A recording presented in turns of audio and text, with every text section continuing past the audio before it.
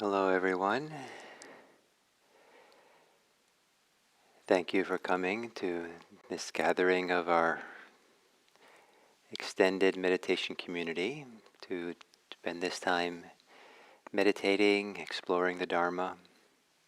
It's a fantastic thing in life to explore the Dharma or explore this delightful, I like the word Dharma, but that delightful, profound, significant ways in which our mind works and how we interact with the world and how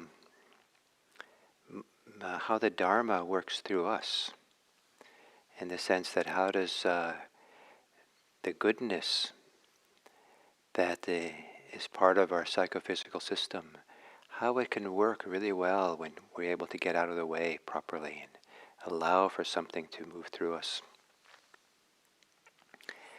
So today I'd like to suggest a little bit more of an exercise than meditation. Still meditate as usual, but a little emphasis on this exercise that's part of it. And that is be a little bit more attentive to when the mind wanders off in thought. So just notice it. This is to say, don't think intentionally, but to do your meditation. But when your mind wanders off in thought, really notice that. That's what's happening. And then see if you can notice the impact that your thinking has on you. What influence does that thinking have on your body, on your emotions? What emotions? What is it? What is it? Is it completely neutral what you're thinking about, or does it have an influence on you in some way? Does it any residual feelings that come with it? So, for example, if you're thinking frightening thoughts, is there feelings of fear that come from that? If there are angry thoughts, are there feelings of anger? Or if there are desire thoughts, does that stimulate something in your physiology that you feel in your body a little bit, that upwelling of energy, of desire perhaps? So what's the impact desires have, thinking has on you? Often if we just notice thinking and note it and let go of it, we haven't noticed that it has left its traces in us. And the more powerful the thinking, the stronger those traces are. And so much so that they might remain somehow in terms of tension in the body, contraction in the body, or certain mood in the body, that might last quite a long time after the thoughts are finished. They've left their traces. And so that's the exercise. So, assuming a meditation posture, and one of the possibilities with your posture is to assume a posture that seems to have some strength to it or some solidity to it. Sitting cross-legged on the floor is sometimes likened to, or compared to being like a mountain. So the tripod base provides a firm support. If you're sitting in a chair, how can you sit in a chair so there's a little bit more solidity or a sense of being established here in this body? So the body is not treated incidentally or as something to forget when you're meditating. But the body itself is put in a position where there's a sense of presence, like it is here. The body is here with you. If you're not used to this, it might seem a little bit awkward at first. But it's a wonderful support for meditation to receive the body's help in becoming established, stable in the present moment here.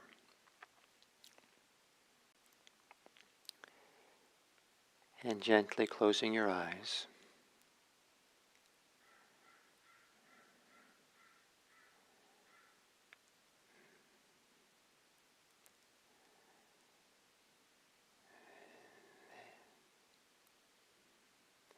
Relaxing the body.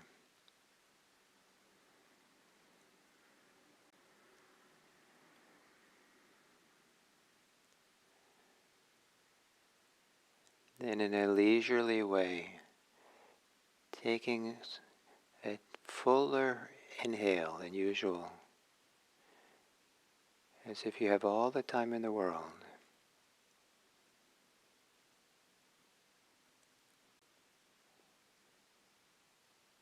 And a longer exhale.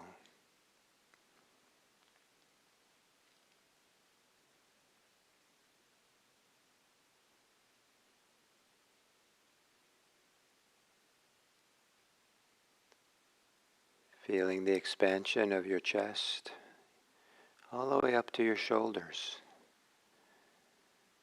as you breathe in.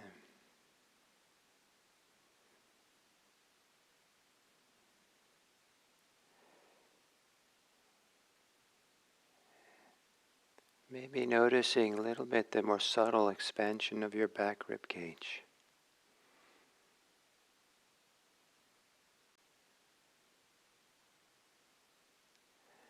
And as you exhale, relaxing it all.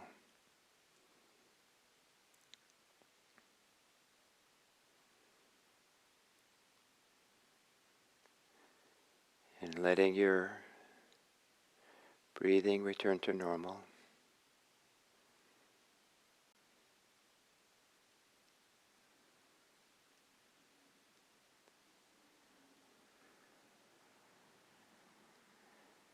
And on the exhale, relaxing the muscles of the face.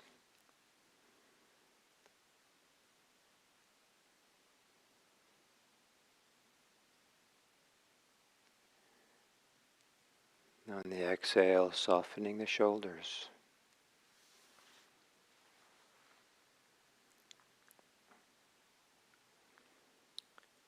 And on the exhale, softening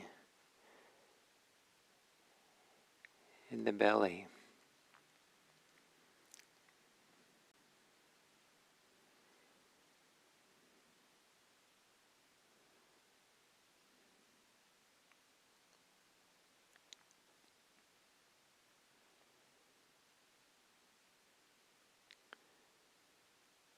And then establishing your attention on your breathing, wherever it's most comfortable to do it. In the belly, the chest, the nose.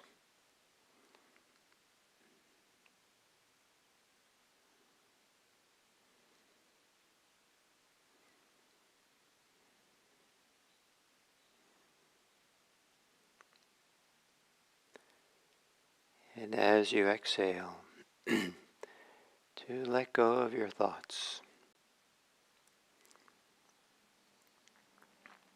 And if you can't let go of them, perhaps you can let them become quieter, calmer.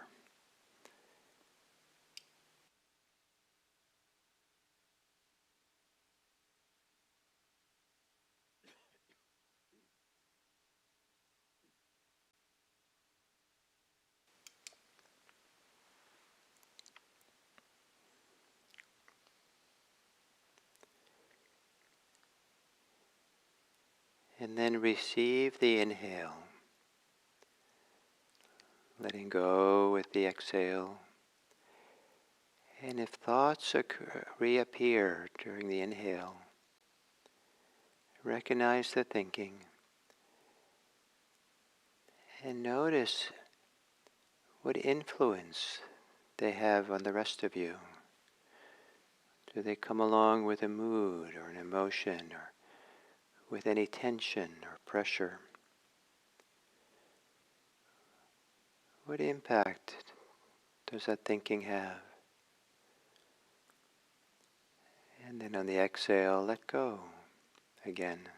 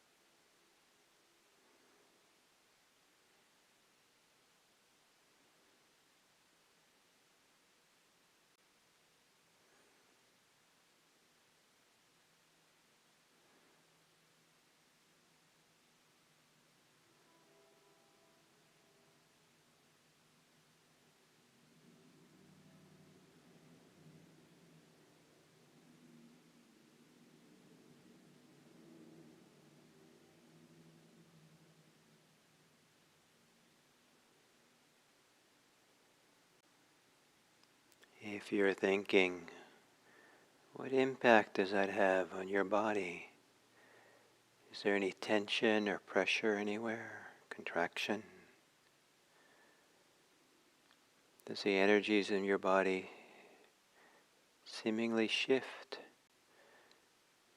depending what you're thinking about?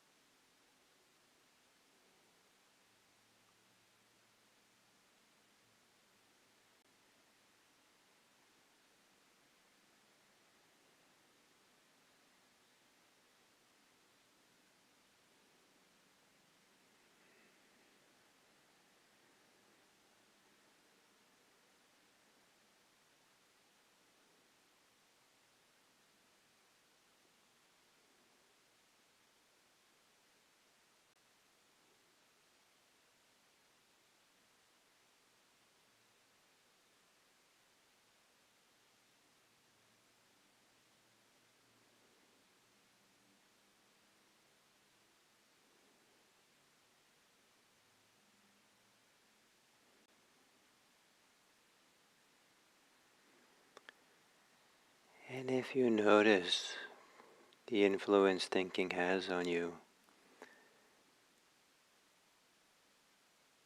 in your body, in your feelings, mood, in the mind itself, is there some way that that influence encourages more thinking? Some way that it has within it an impetus to think more?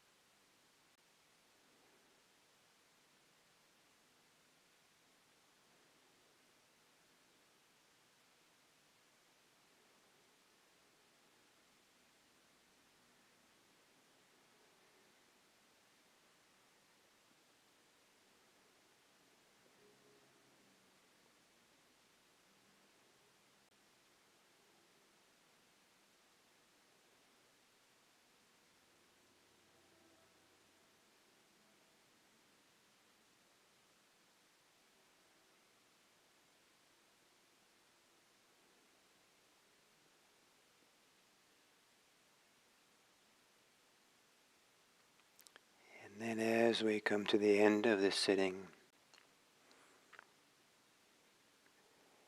to pick up your thoughts again more actively, intentionally, and to think about the people of your lives, people in your communities, locally and far away and around the world.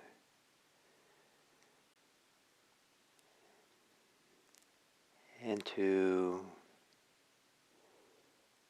consider thoughts of goodwill,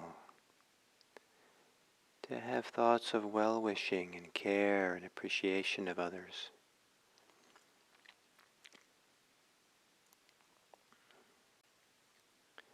That perhaps after this meditation session, calmly, openly, generously, you can think about other people with appreciation, with care, and to dedicate these 30 minutes, dedicate the benefits from meditating here, to dedicate it to the welfare and happiness of others. May any ways that you have benefited, that we have benefited, spread out from here into the world to benefit others. May all beings be happy. May all beings be safe. May all beings be peaceful. May all beings everywhere be free.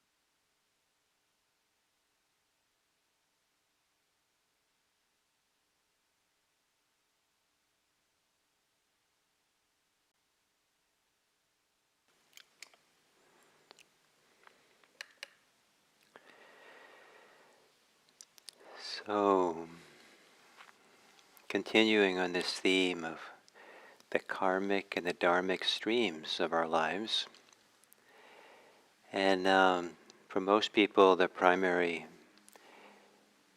one that's primary in their lives, the biggest role is the karmic stream. And people don't understand what this is, and so they don't recognize it as such. It's just business as usual.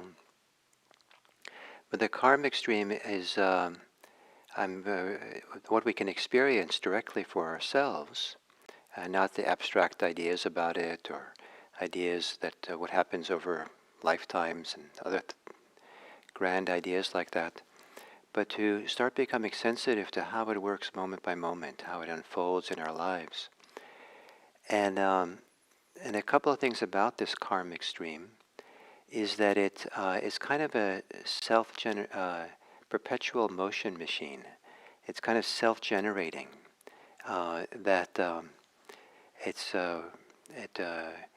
It creates the conditions that prompt more of the same. It creates the conditions to have more karmic activities. And what makes something karmic is that it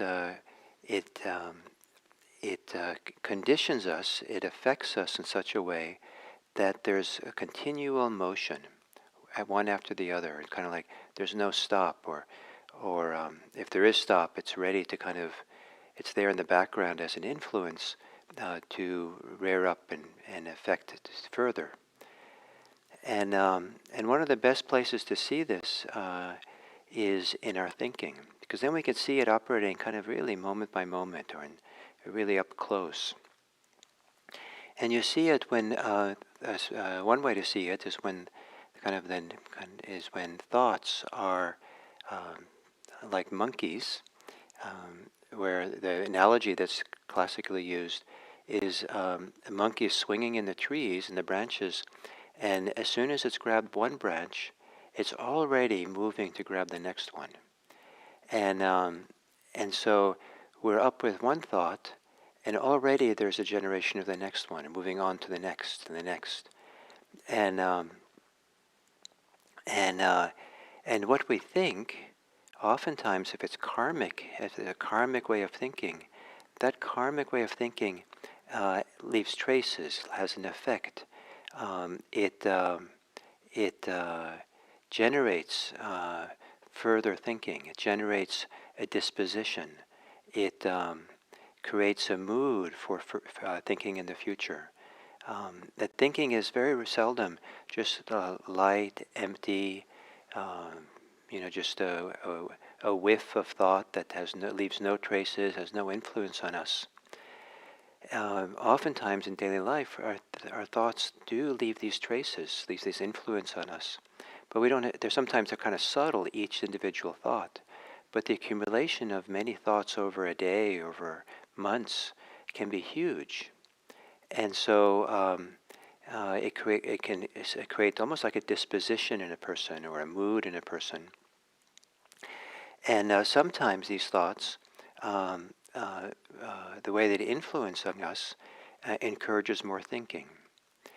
Another way, so we did that exercise a little while ago about noticing what influence thoughts have on you, but you could also do it the other way. You can say, what is the mood?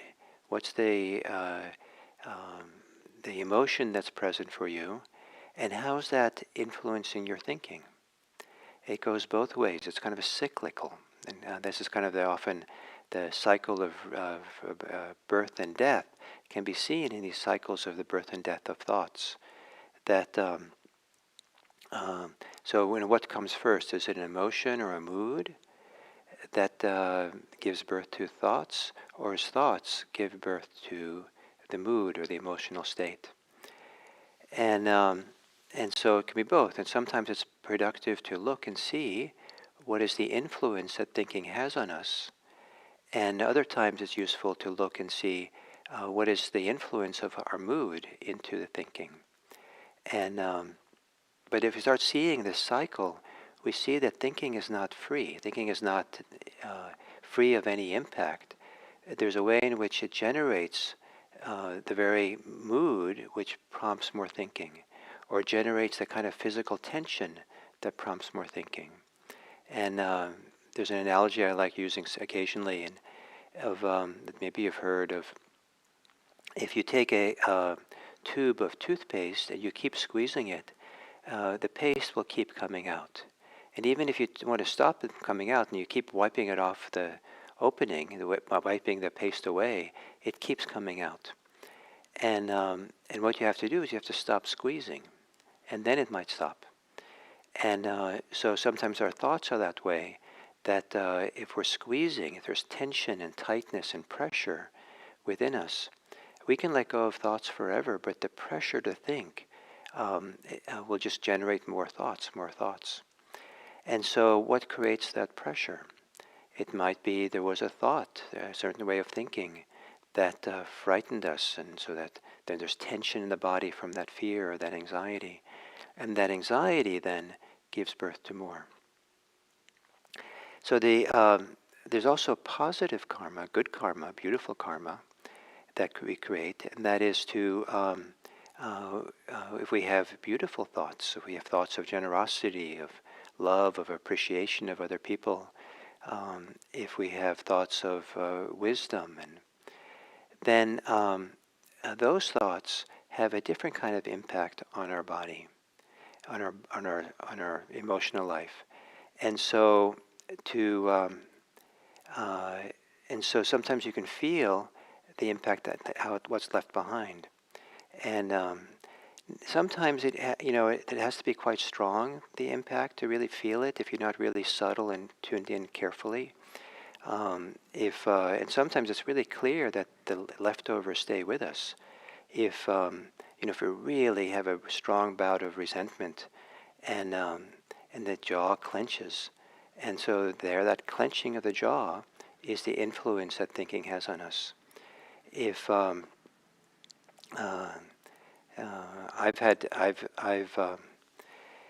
sometimes I've had beautiful, wonderful thoughts of appreciation of other people, and love for them, and I felt this warmth that kind of begins kind of traveling through me. That began with those thinking and imagining the people that I love and feeling the warmth that goes on here. And anyway, so the good ones as well, again, both of them. And now, one of the qualities of karma, both good karma and so-called bad karma, difficult karma, this momentum, is that there keeps being this momentum, keeps being this kind of something is operating that's pushing us along. Karma is kind of a momentum that keeps reappearing, keeps reoccurring, keeps surfacing in us. And if that karmic stream is strong, or if our thinking is strong and active and a lot of pressure to think, then it limits the operation of the dharmic stream, this other whole side of who we are. And so to even to have beautiful karma and good karma operating, kind of is operating a little bit. It's kind of filling the space. That if we can create more space, then there's a whole other way that operates that comes from something I'd like to call it shyer inside of us, something that's quieter, something that's easily eclipsed. And this is the upwelling of our native goodness, or upwelling of the unfolding of the Dharma within us. And a lot of this has to do with, there's a little bit, this language of inner goodness, innate goodness is kind of, some people raise their eyebrows around that or this idea. But the karmic stream, the dharmic stream has to do a lot. What gets left over when we stop the karmic stream, when it pauses? The karmic stream is a little bit like Sisyphus pushing a boulder up the mountain, and it goes up and up and up, and always rolling it up the mountain. And what the boulder wants to do is roll down to the bottom. And so when it gets it to the top, it rolls down, and he has to push it up again. And so the karma stream is kind of the pushing of our boulders, pushing of our desires, our wants, our concerns, our wishes, moving ahead, doing things with the mind, the wanting mind, the desirous mind, the aversive mind, and all these kinds of things that are carrying the thinking along. And even the subtler desires of love and generosity are carrying it along. And so it creates a kind of, it's work for the mind. The karmic mind is always working, it's always constructing.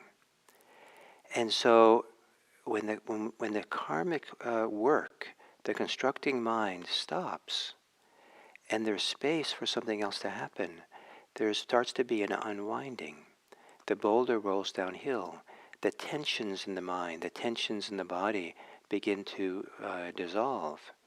And when all these tensions dissolve, it allows for something else to arise. And one of the things that can arise is a great delight and joy at this relaxing, at this kind of having breathing room again, having the sense of like space and allowing a deeper feeling, a felt sense connection to ourselves, a discovery of kind of a feeling of wholeness that's very hard to feel when karma is operating, because it tends to, karma always limits. The Buddhist language is karma creates definition and limits to who we are, what's going on, that doesn't allow us to see things as being whole. And as we relax those limitations, and a feeling of wholeness, feeling of freedom, feeling of ease begins happening. And then the quality of the thinking changes. And sometimes thinking has a quality of being more spontaneous in a certain way, wiser, more intelligent. Thinking has a way of feeling that it's light, and it doesn't leave traces. It's not a self-generation. It's not like monkeys, one after the other.